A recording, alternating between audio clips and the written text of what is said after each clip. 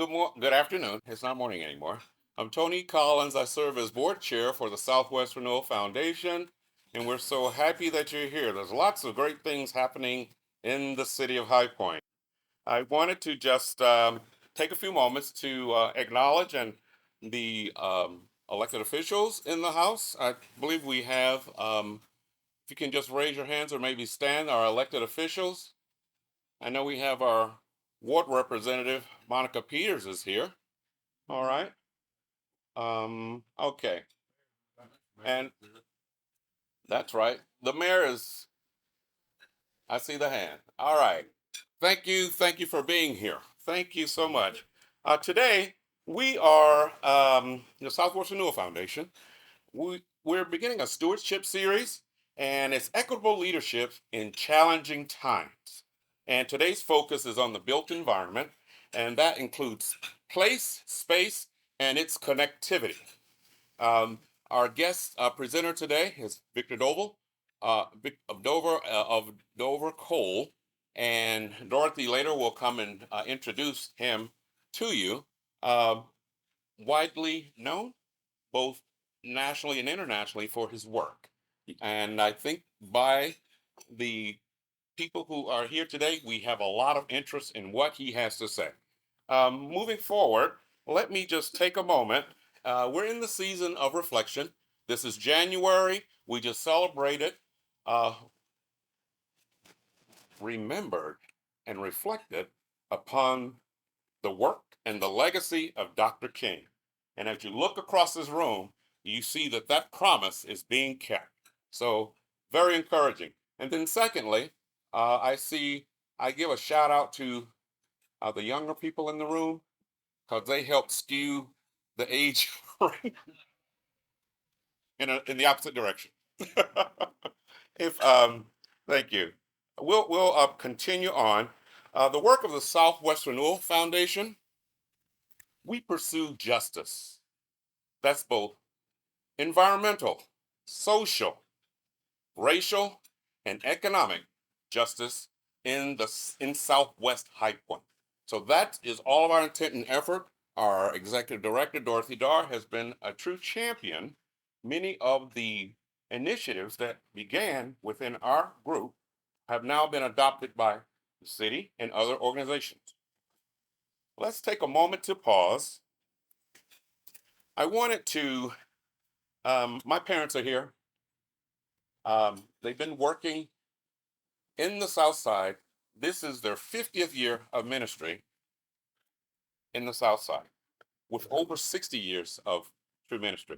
I asked my father to come and reflect and maybe just offer a word of prayer on our efforts as we move forward. Bishop Collins, Dad. I think it would be fitting to acknowledge Tony leadership in this area. We thank you for the work that you are doing.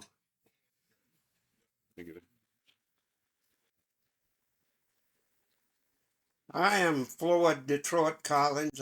As Tony has said, we've been ministering in the Southwest area for over 50 years. From the inception of our church in 1933, we have tried to build on the shoulders of the giants who are already gone. And the fruition of that ministry has produced lawyers, doctors, administrators, and the list goes on and on. And we are appreciative today for what the Lord has done with our limitations. Our humanity has its place, but we appeal to Him for His grace as we go forward. And we thank you again for your attendance. For this time of recognition, we'd like to bow our heads in submission to Him. We come before you this day, for this is the day that the Lord has made. It's because of your mercy we are not consumed. Your compassion faileth not. They are new every morning. Great is thy faithfulness. We pray, O Lord, for these leaders of the Southwest Renewal Foundation, the board members, the liaison, the executive director. We thank you for their labor, and we thank you for the contribution that have been made in the past who may not be serving in these capacities at this time. But we come realizing that we must appeal to you. If we didn't need you, we wouldn't bother you. The reason we are bothering you, Lord, is because we need you. We realize our humanity is limited. This is why we appeal to you for your divine assistance in our endeavors.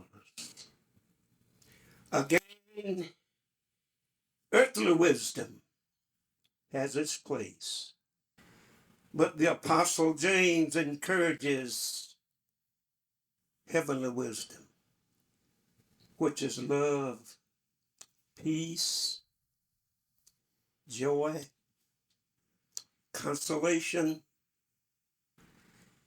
This wisdom that comes from above is gentle, it's peaceful, it's easy to be entreated, and it's with grace and mercy, but it's without partiality and hypocrisy. And that lets us know that we must seek your divine help in all of our endeavors.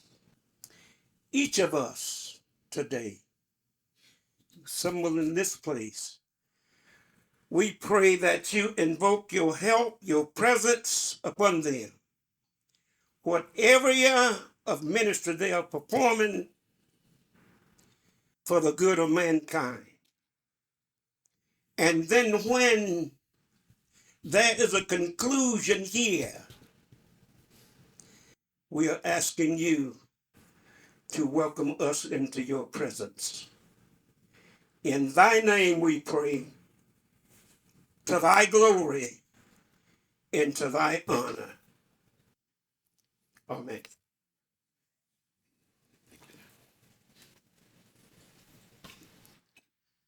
If we were in church, we'd say, Amen. I think I saw some nods. Thank you, Dad. Thank you so much. The work matters. We'll continue along with the program. Any other elected officials arrived since I wanted to acknowledge? Okay.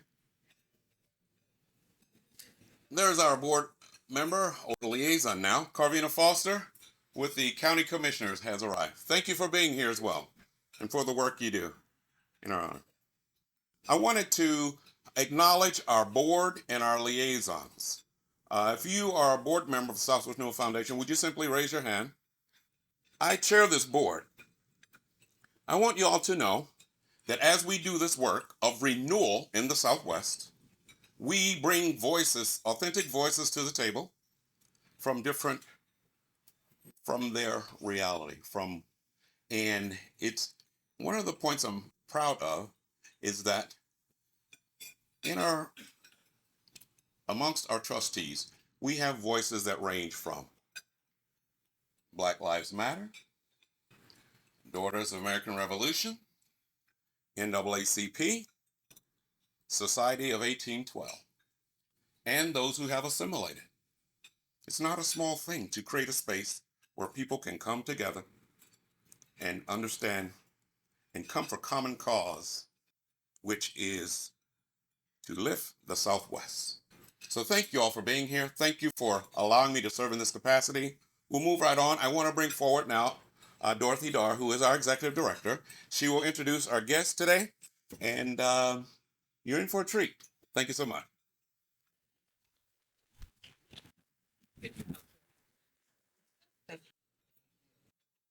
Hey y'all, I'm so glad to see each and every one of you today. This rainy day, so glad. And we are in for a real treat. Victor Dover is here. He's been working for 35 years designing walkable, sustainable places and helping build livable communities. He is the co-author of Street Design: The Secret to Great Cities and Towns, which has always been my opinion, and believes the creation and restoration of real neighborhoods is the basis for sound communities. I just wanted to just show and tell for a minute. This is Victor's book. It's an expensive book, but it's like a doorstop, he always calls it. Um, no, a hot plate. He's redoing it now, and it'll come out in a year. So without further ado, I want to introduce you to Victor Dover of Dover Cole and Partners. Friends in High Point, I am so grateful for the last couple of days spent among many of you getting to know this neighborhood, the Southwest. I'm joined by Margaret Flippen, Senior Project Director in our firm. We've worked together since the year 2000. And I will tell them something about that's true about both of us, which is we have the best job in the whole wide world. We get to travel around and help people decide what they want their neighborhoods to be when they grow up.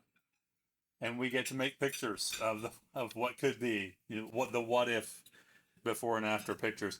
And I'll tell you some of the stories we've collected along the way that might be relevant. And I will also share some astonished initial observations about the wonderful world of Southwest High Point that I hope will help you get started. The John Massengale and I traveled around for a while to take pictures and measure streets and decide what to put in that big fat book. And we thought since we'd been working on streets for a long time and using street thinking to advance city planning, that we knew what we were talking about. And of course, as soon as we started traveling, at first we thought we'll have this done by Christmas. And then 3.5 Christmases later, we were still traveling and arguing late at night because we had to kind of break down everything we thought we knew about it and put it back together after checking on our assumptions with some examples from around the world. But Dorothy, I'm so honored and proud to see you carrying a copy of it around because we created it as a subversive tool. We created it so that people like Dorothy could go into that meeting, whatever that meeting is, the meeting with the public works folks or the meeting with the DOT or the meeting with the elected officials and slide it across the table and point to one of the 500 pictures in the book and say, why can't we have a street like that in our town? And if that happens just once, it was all worth it. Now, as I put this together with Margaret, I decided to call it Street Thinking. It's not just about streets, but it's about an attitude toward the public space between the buildings, some of which is streets, some of which is parks, some of which is other things. Not just the quantities of space or the land uses inside the buildings, because it's that public realm, that space between the buildings that will determine success or failure. I realized as we began starting to work on the book that street design was the one thing a city could least afford to get wrong. Because it's so hard to change and has such a profound impact. I also began to realize that it is the one thing gotten wrong most horribly, most often. So we had to create that subversive tool to get that going. Now, why do I say we have the best job? Because we're in the before and after business. What we do is we take pictures of the way things are and we imagine how they might be. We help people transform them from what they were to what they wanted them to be. And often that means helping them keep what they like about a place, and whether simply or in an elaborate way, turning it into that thing they really wanted it to be. And sometimes that means coming to the abandoned landscapes. The old dead mall is a classic example out in retrofitting suburbia. The neighborhood that lost its mill is another example inside the core of our cities.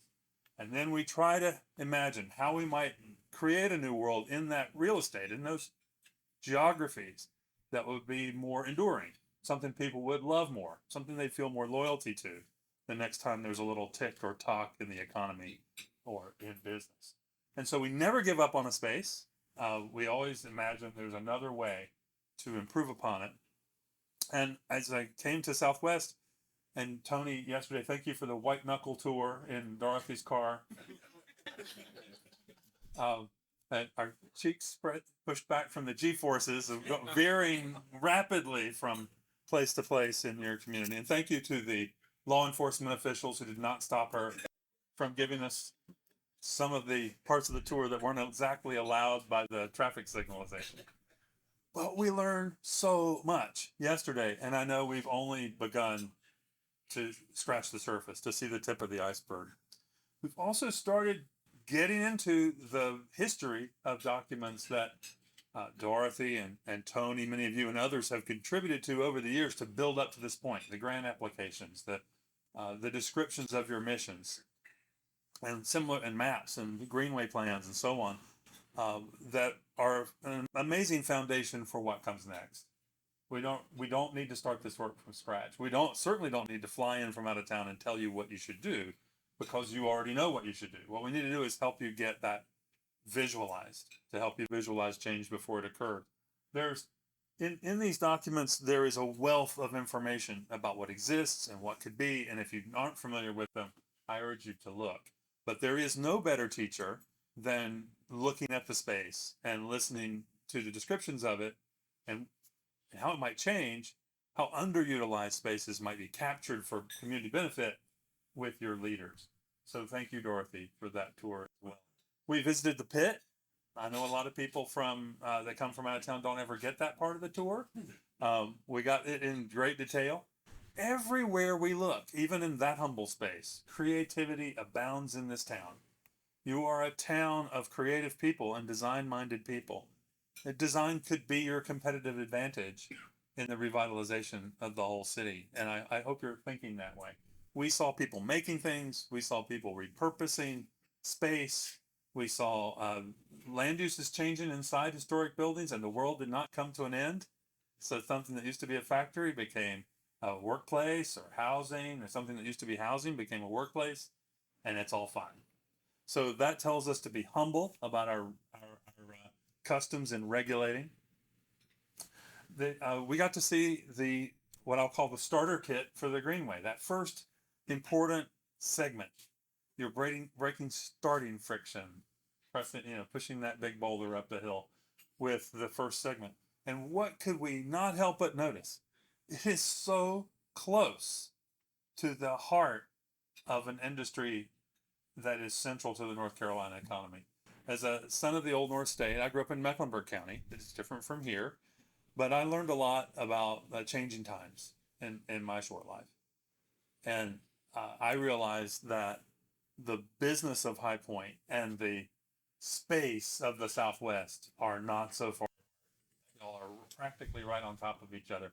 And what is the Greenway? It's a place where you can walk or bike or run, free from conflict with fast-moving traffic. That's a pretty amazing thing. It is a green space, an ecological restoration of its own kind. But it's also a place for public art and expressing what it is you want everyone to know about your aspirations as a society.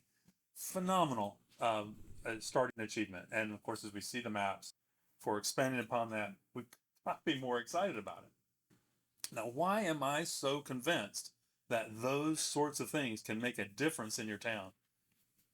I am convinced because I've seen it with my own two eyes, in four eyes, as they used to call me in junior high school.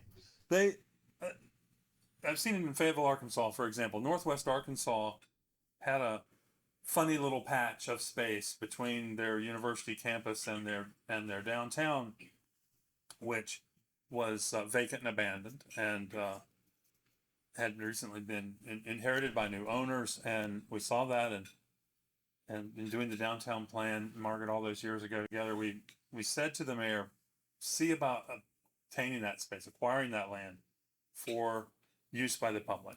Because if you look at where it is on the map, it could become really important later.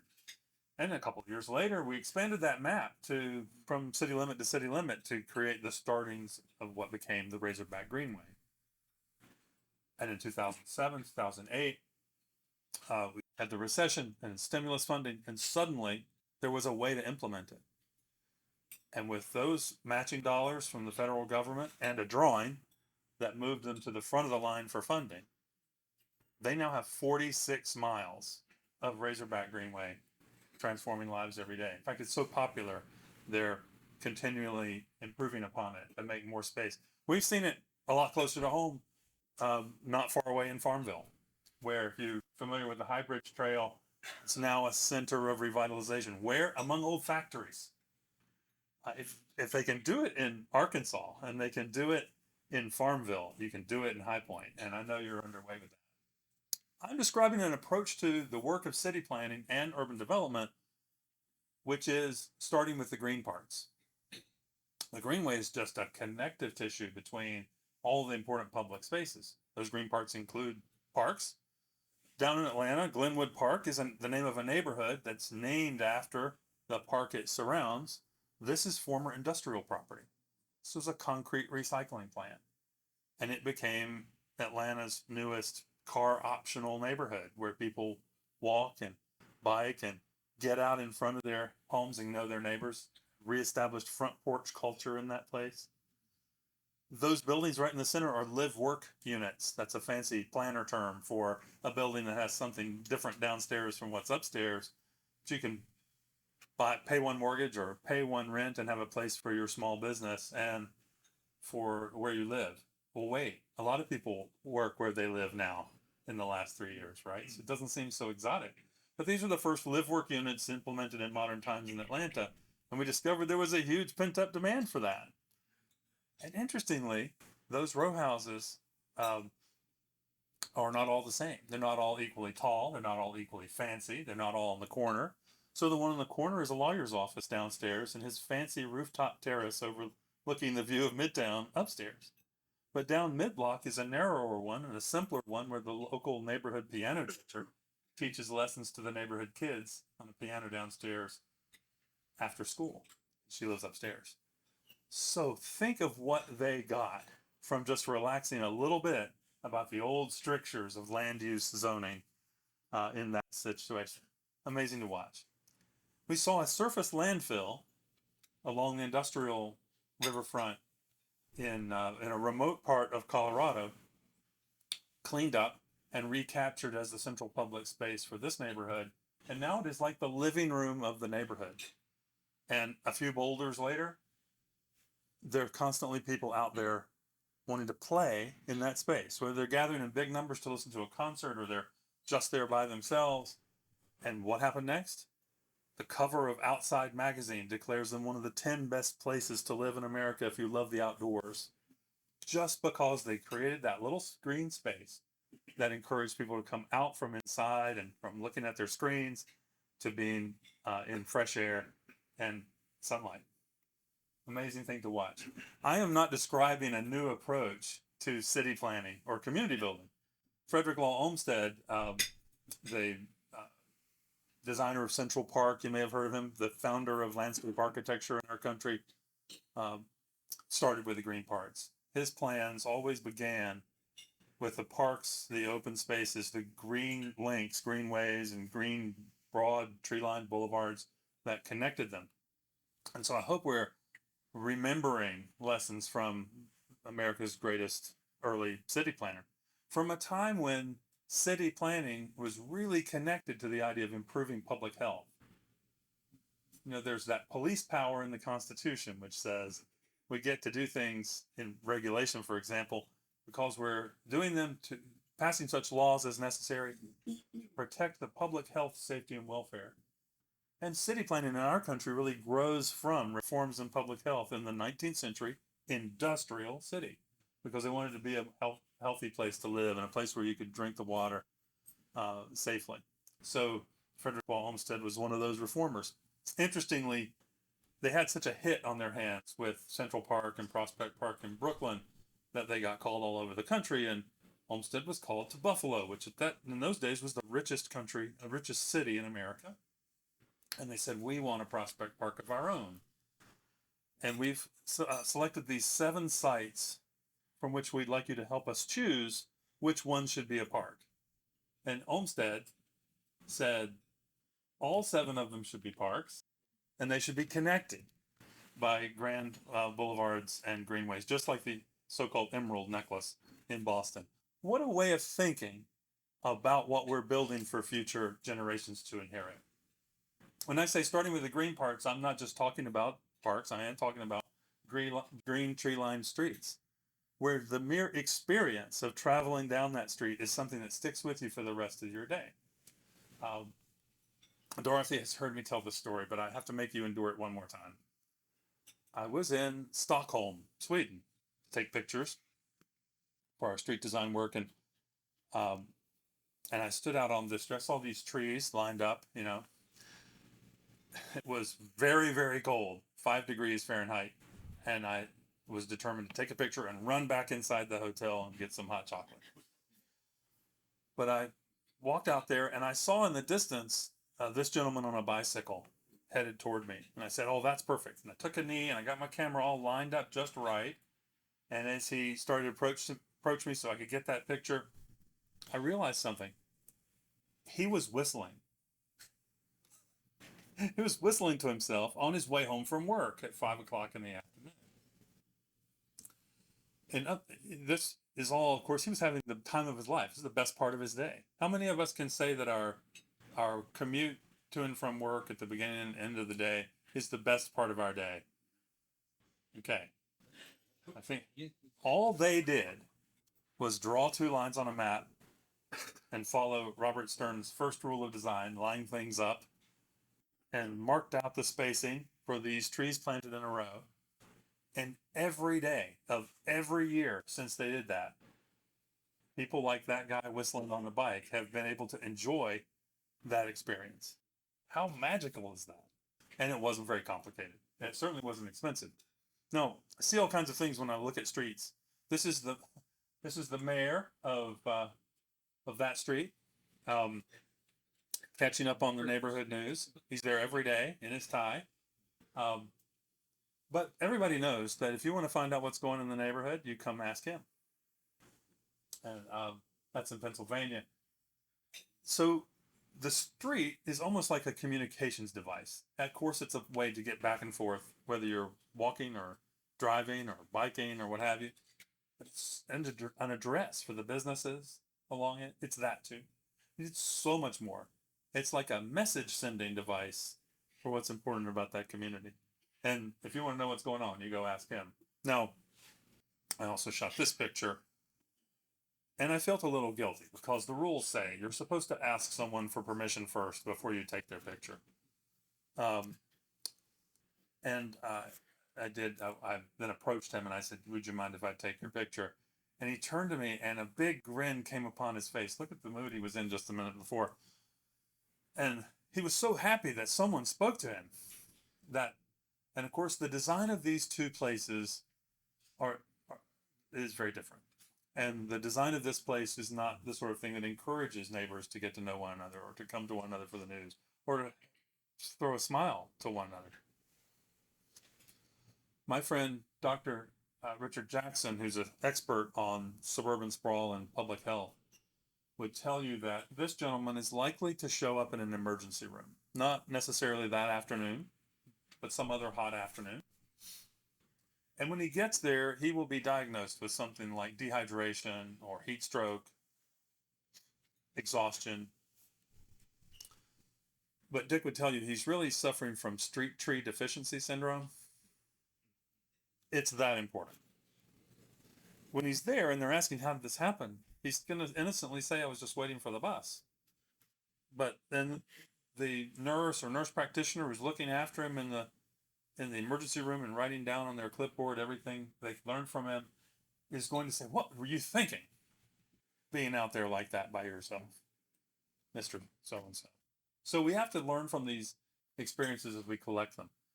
Now, you also can't help noticing that some streets, like Main Street in Galena, Illinois, show up every year on the list of the favorite main streets in America, or the best places to be. How do they do it? It's not very complicated.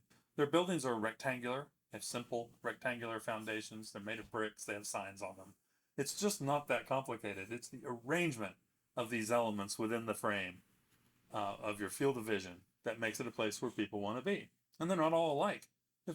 Our amazing inheritance is this legacy of street design with so much variety that there's always a way to do it. For example, here's a Spanish colonial street. This is in Buenos Aires, where most of the pedestrian space is in the center of the street rather than on the edges. If you've been to Barcelona, you recognize that as an idea seen on the Rambla, their most famous street in Barcelona. And here it is in the New World. We can make a street like that. We can make all kinds of streets. How many of you recognize that street? Anybody? This is St. Charles Avenue in New Orleans, in the Garden District. And they had a decision to make. They were installing a transportation facility. From an engineering point of view, that's what they were doing. But they were doing so much more because they were also building a linear park through the town, a street that had so much green space and big places for these mature oak trees to grow that they created a unique address within the Garden District, like living in a garden in the Garden District. And, they did more. If you study the picture, you'll see these little worn out spots in between the tracks. Anybody want to guess why the grass is worn out there? Runners and walkers, and occasionally somebody on a fat tire bike riding there. And they hear the little ding ding of the St. Charles streetcar and they step out of the way and it goes by, and 17 seconds later they're back on their run. They built a wellness facility in addition to building a transportation facility. These days we probably would see a fence between all of the elements I just described, separating each one from the other. I have to tell you, in New Orleans, they don't call it a median. They call it the neutral ground. That's their custom. It sounds like you should have a duel out there. No, but that's what they call it. A neutral ground, a place where people can come together that is shared by everybody. All the streets used to be shared spaces. This is Broadway in 1909. Broadway in New York, Manhattan. And in the distance, you can see in the center of the frame, the Times Tower. The New York Times is there, later Allied Chemical. That's the building the ball drops down on Times Square on New Year's Eve. New Year's Eve, this space and the space down at Times Square is full, but this is Herald Square. And I love this picture because it also has the New York Herald building on the right, built like an Italian palazzo. From a time when we revered journalists so much, we would build them a palace to work in. In the middle of the picture, what you see are streetcars. They had cable cars, actual cables under the ground in Broadway in those days, running down the middle of the street. And so the cable cars are there. You see Model Ts, you see horses and buggies, you see people on bikes, and seeing lots and lots of people on foot. In fact, the people on foot would step out into the center of the street to catch the cable car. So you can see ladies with big dresses and so on, right out in the middle of the street. What you will not see are any stop signs, any yellow striping, any flashing lights, any red and green signals, none of that stuff. All of the vehicles and people moving in that space were moving at close enough to the same slow speed that their interactions were generally safe. And just a few years later, by the early 1920s, car technology had improved so much. The cars were more reliable and faster and smoother that it became necessary, people thought, to start to separate everybody from one another. In fact, Motordom was very worried. There was a backlash in our country around 1922. If you haven't heard this story, stay with me. You've lived it your whole life, but you may not realize the history of it. There was such a backlash about the number of American children being killed in the now dangerous streets with the fast-moving cars that Detroit was really, really worried about what this would do to their burgeoning business. And this is decades before that phrase, what's good for General Motors is good for America. And their sales actually began to drop off in around 1921, 1922, because people were worried. All the headlines were about the death machines that were killing elderly and children in our streets. And so a group that actually called itself Organized Motordom got together. This is the car companies, the tire companies, and the oil companies. And they invented a campaign. They invented a term, jaywalking. And they promoted the idea that the pedestrian should move to the side of the space, if not eliminated altogether from the scene, so that these conflicts would not occur anymore, and the roads could be just for cars. And that's how it happened to it in this country. And so as a result, now a lot of our streets look like this. Now, this happens to be a South Florida picture in honor of that South Florida sunshine you had yesterday, which was great. But most of the North American continent has been gradually transformed to have scenes like this one. We certainly have them here. So now that a lot of that public space has been absorbed by the car culture and not available for much of anything else.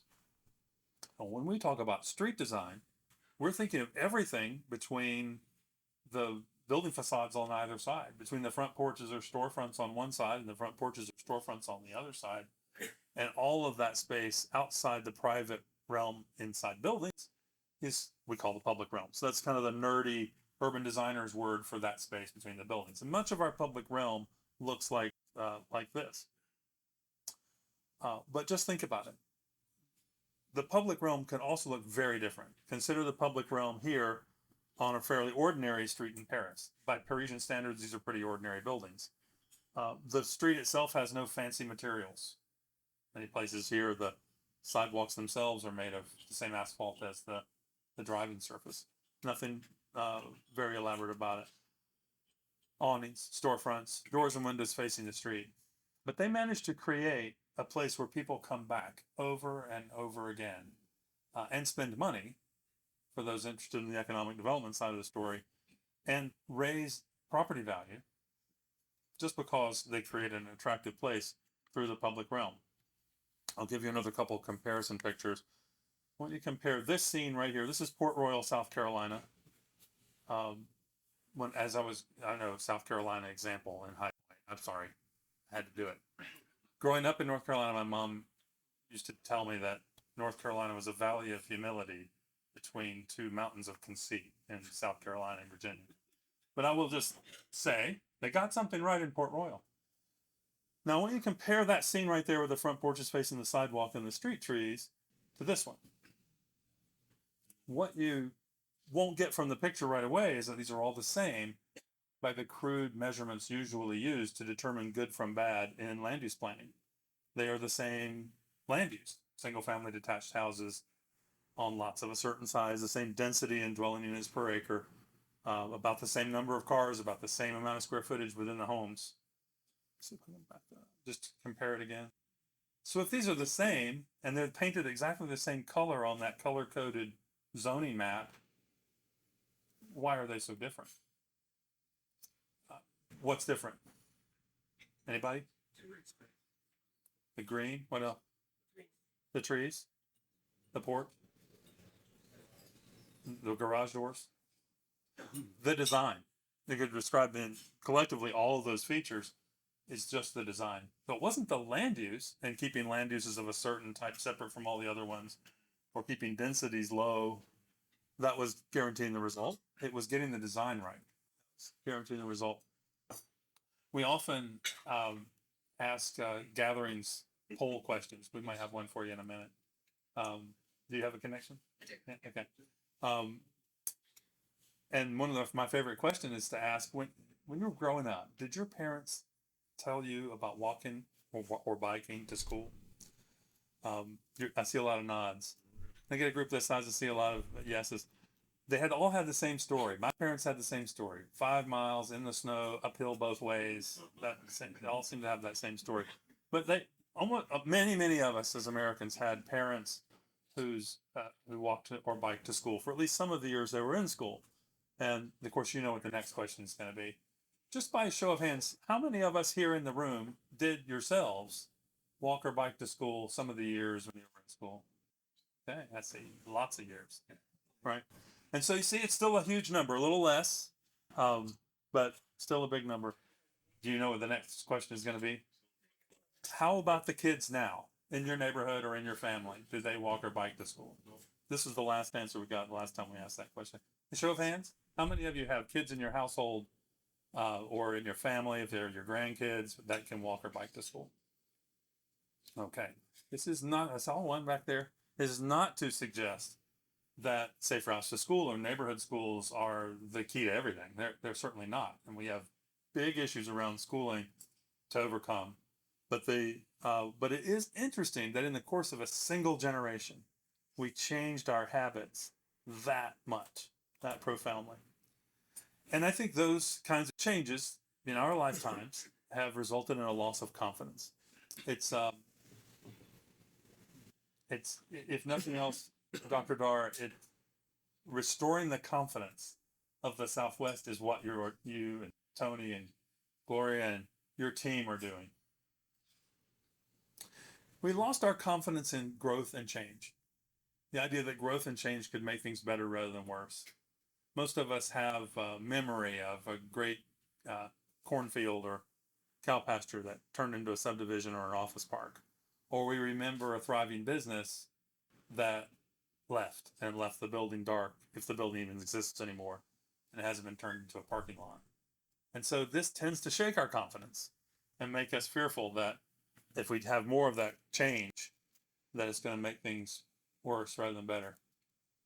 Now, to make fun of my friends in Charleston just one more time, do you know how many Charlestonians it takes to change a light bulb? Change? That's the answer. We are all conditioned to be fearful that growth and change is going to make things worse rather than better. So we draw a lot of pictures because we've become convinced from looking at places that have changed for the better that we might actually be able to grow our way out of our problems, that we could year by year, gradually, with effort in the public realm, with effort in the private land, grow a place that actually was more charming because it was more complete.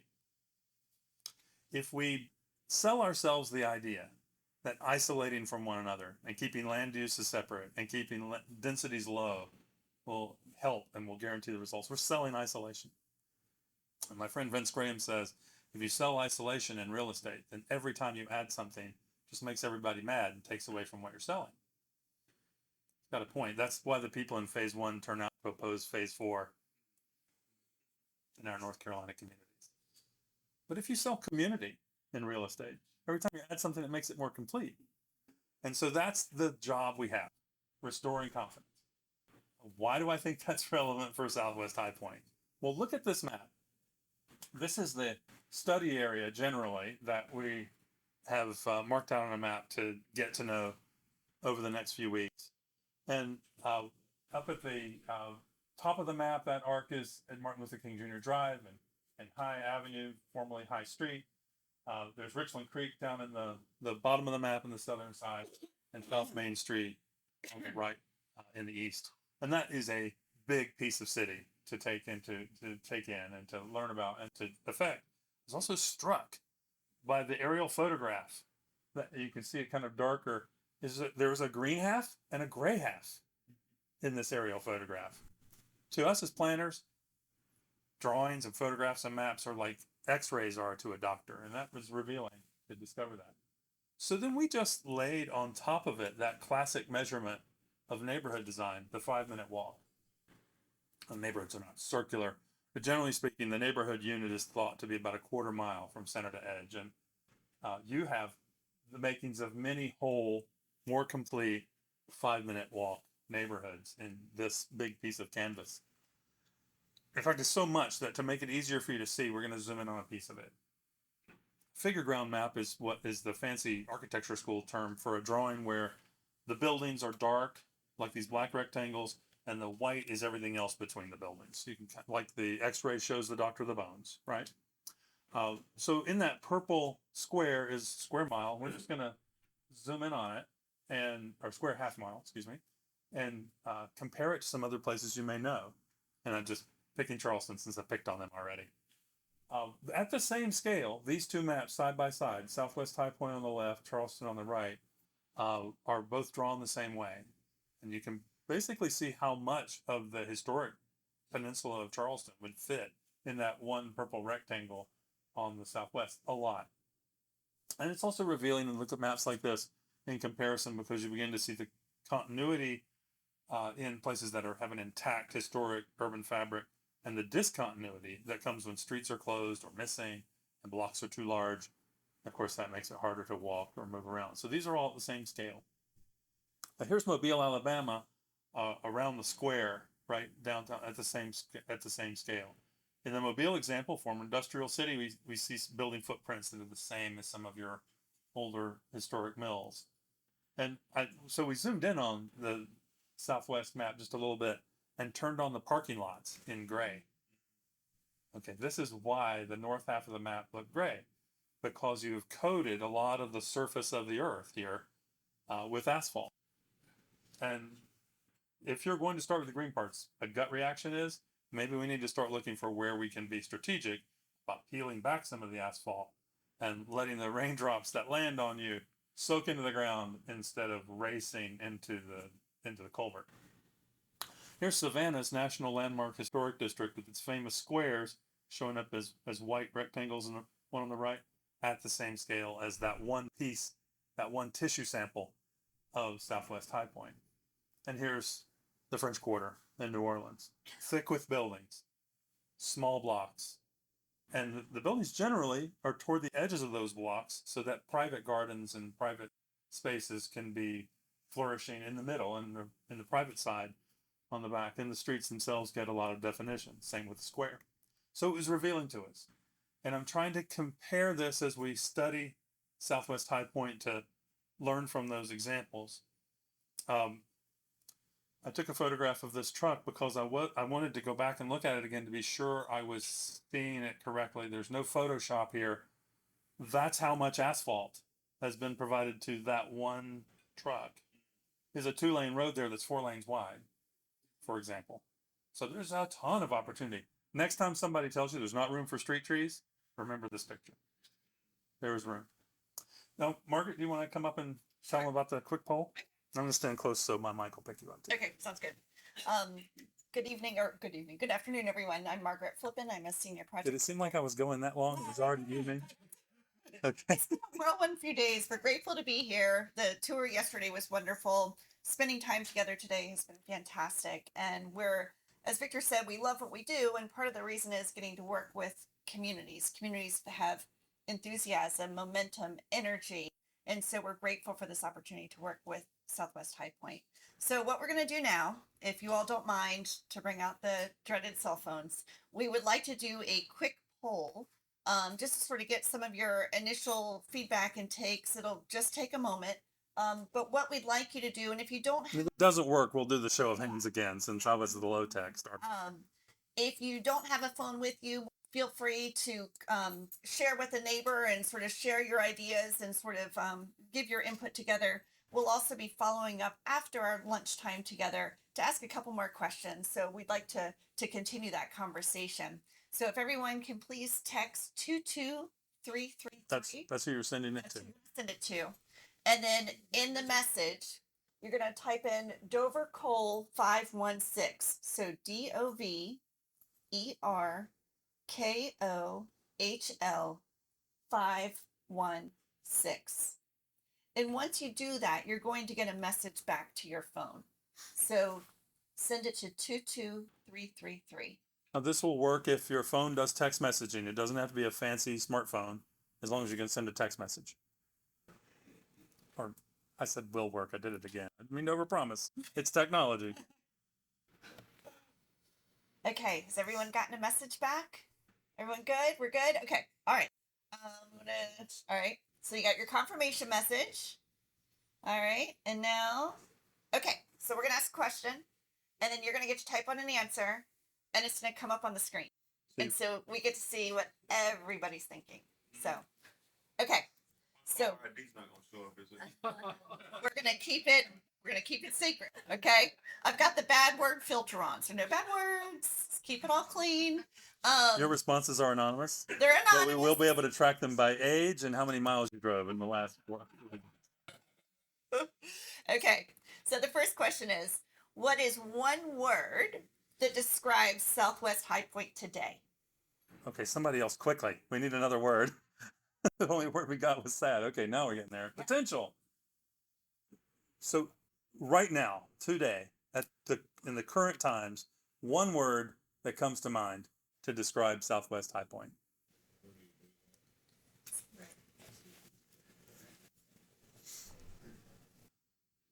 This is pretty interesting. Are we getting this on video, Dorothy? Oh, good. Okay. Now, the way these word clouds work is a word that is heard more often starts getting bigger and bolder. So the words we're hearing most often are the biggest ones on the screen right now. So a lot of people obviously said opportunity. Couldn't agree more.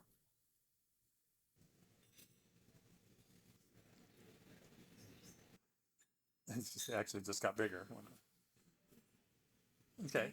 Are there more coming in? Anybody still waiting to send theirs? Okay. Very good. Well, that was pretty revealing. We'll give a second to refresh.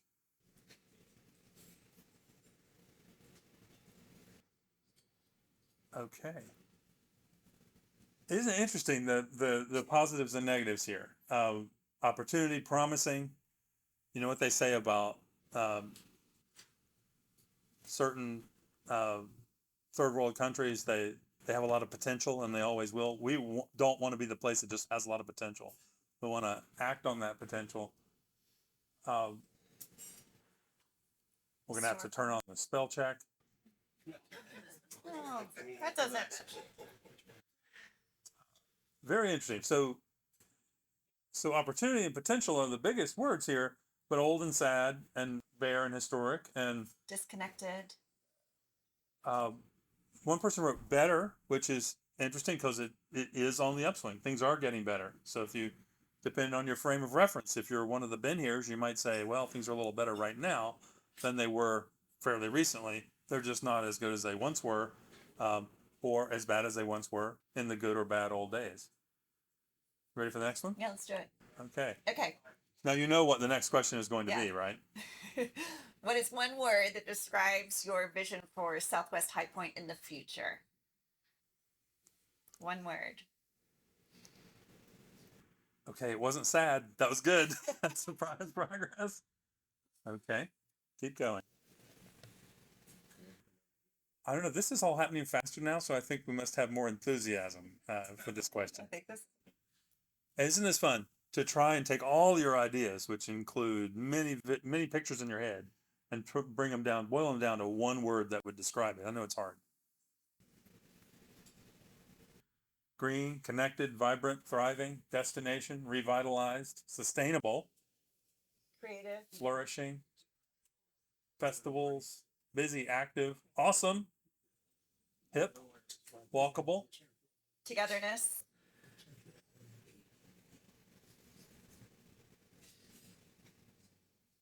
We could do this all day. Probably. It's fun.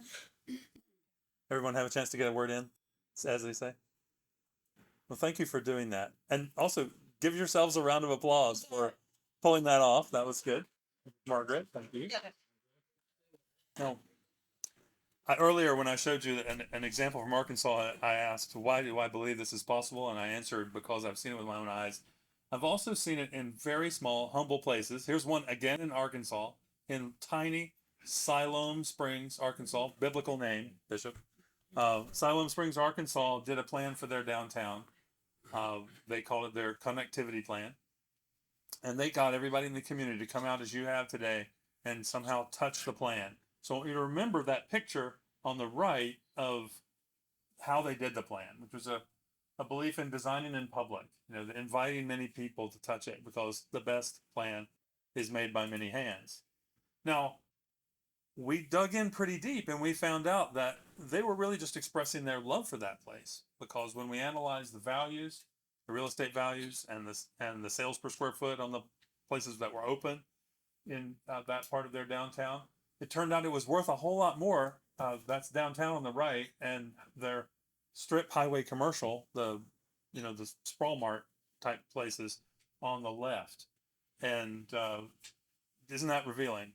So then we went the next step, and we brought them all back together. We brought the plan out in detail, and we asked the group, do you think this is generally on the right track? And 100% of them said yes or probably yes. And we ran out of the room in Victoria. So we were thinking that was really good. Then we came back and we said, let's ask a harder question. Would you support further public investment for the improvement projects described so far in the plan? And the answer was 96% yes or probably yes. And then we asked, would you be in favor of an additional sales tax for a limited time to fund those specific improvements? And they still said yes. And they went and did it. They passed a sales tax locally to implement the ideas in their plan. And then they went and built it. This is their new Central Park. So I have seen this in real life in places that turn the lights back on. I'm going to show you a few examples of the things that have to be right in the design to implement street thinking. These are 5 things you can demand when you show up at public meetings to talk about streets.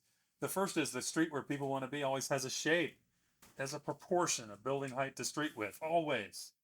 That feels like a public room, and you can feel you're there. People don't go to Paris to see the parking lots. They go to be in those spaces. Second, they're comfortable.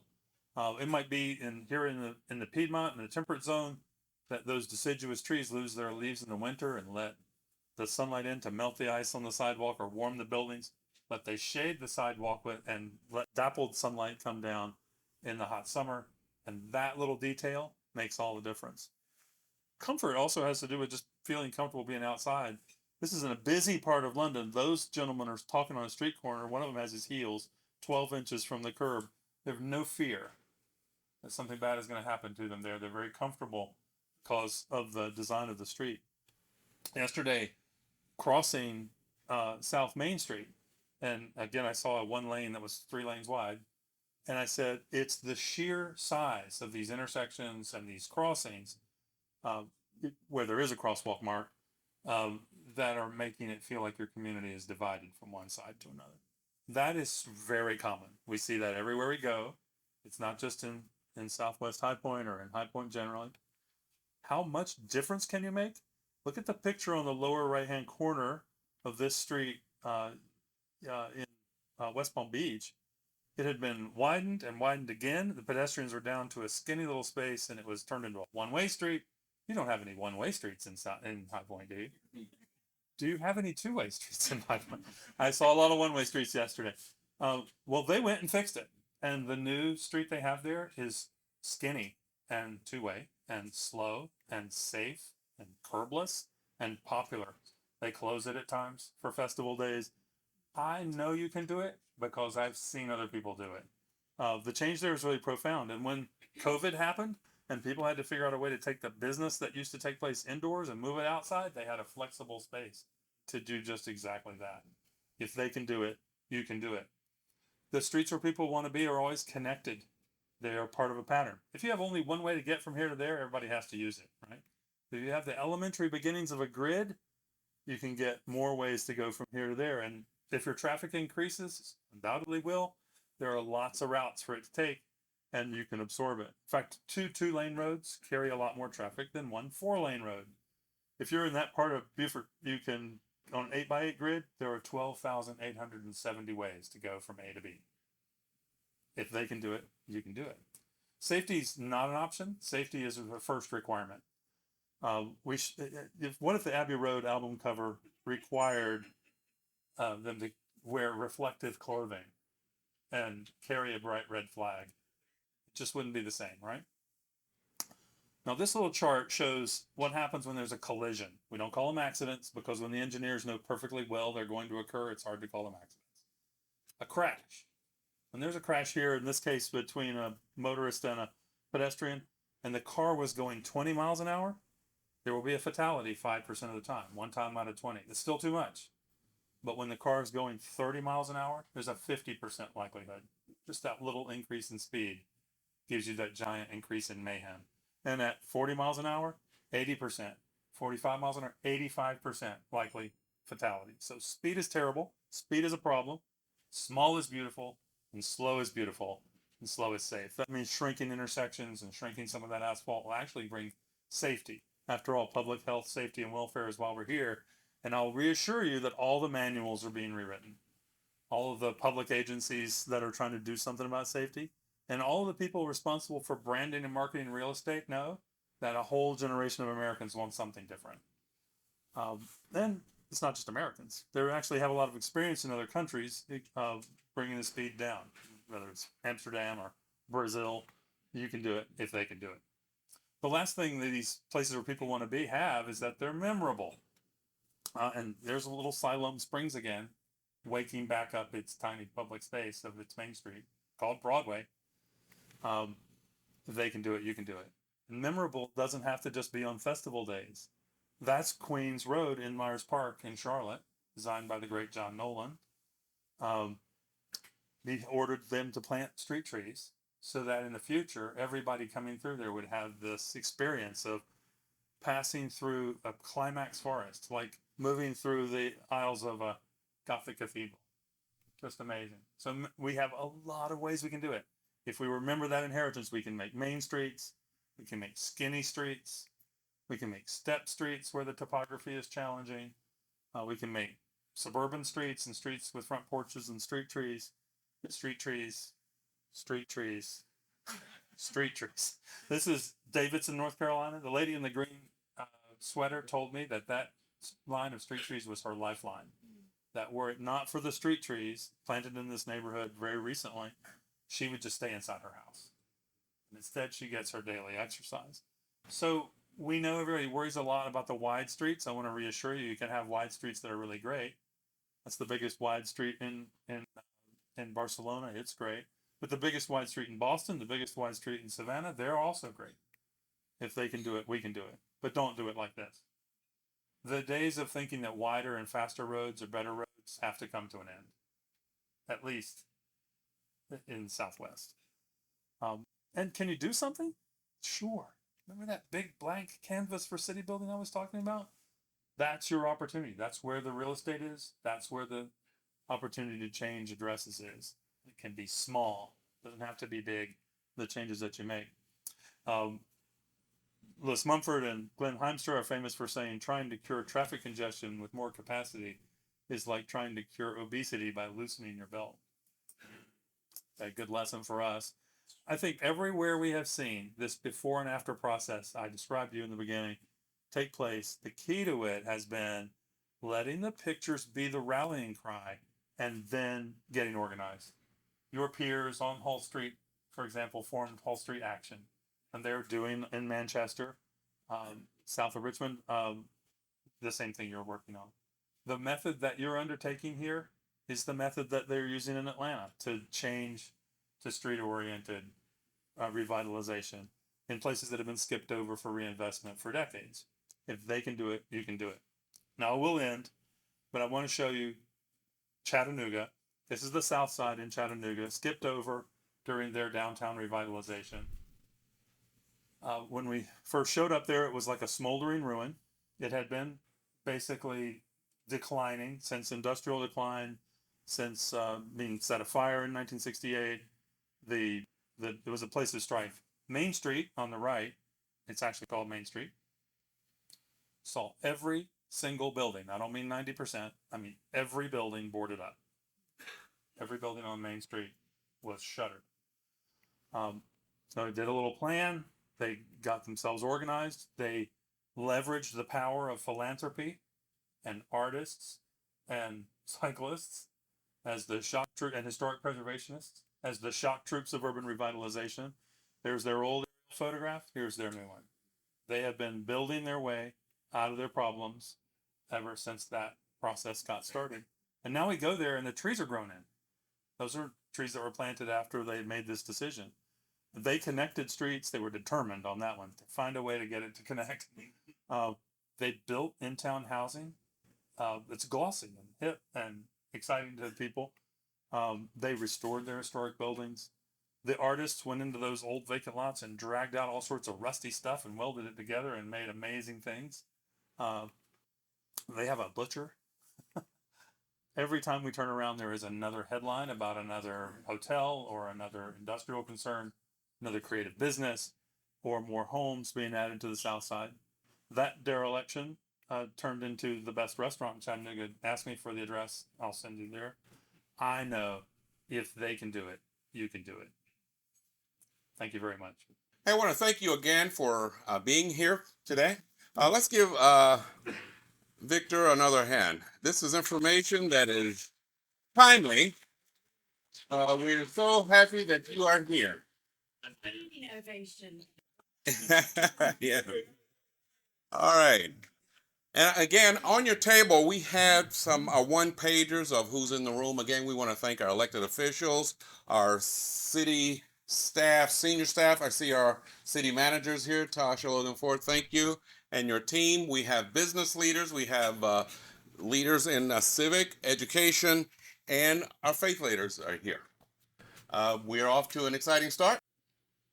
And we'll stay tuned to the Southwest Renewal. Actually, what you can do for me, if with those smart devices, if you want to go to the Southwest Renewal Foundation page and like us, that would help us as well.